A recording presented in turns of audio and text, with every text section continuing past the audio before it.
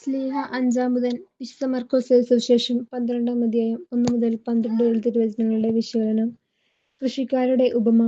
മുന്തിരി നട്ടുപിടിപ്പിച്ച കൃഷിത്തോട്ടം ഭൂമിയെ പ്രതിദാനം ചെയ്യുന്നു.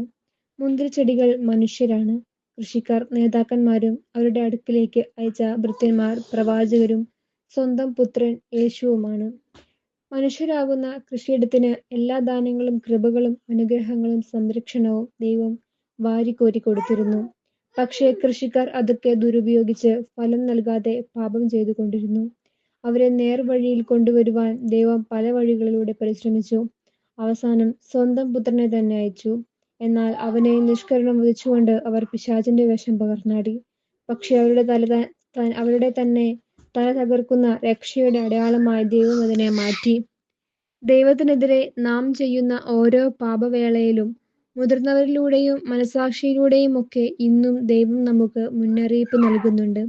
എന്നാൽ ആ നിമന്ത്രണത്തിന് ഫരിസേയരെയും നിയമജ്ഞരെയും പോലെ പുല്ലുവില പോലും നാം കൽപ്പിക്കുന്നില്ല. അത്രയേറെ മനുഷ്യന്റെ മനസ്സ് കഠിനവും കടുപ്പവുമുള്ളതായി തീർന്നിരിക്കുന്നു. ദൈവം സൃഷ്ടിക്കുന്ന പുതിയ ഭൂമിയുടെയും പുതിയ ആകാശത്തിന്റെയും മൂലക്കല്ല് യേശുവായിരിക്കും. ഇസ്രായേലിലൂടെ ആരംഭിച്ച രക്ഷാദൗത്യം എക്കാലവും ദൈവം തുടർന്നുകൊണ്ടേയിരിക്കും. അവിടുത്തെ സ്വരം ശ്രവിക്കാൻ കഴിയുന്നവർ ഭാഗ്യവാന്മാർ.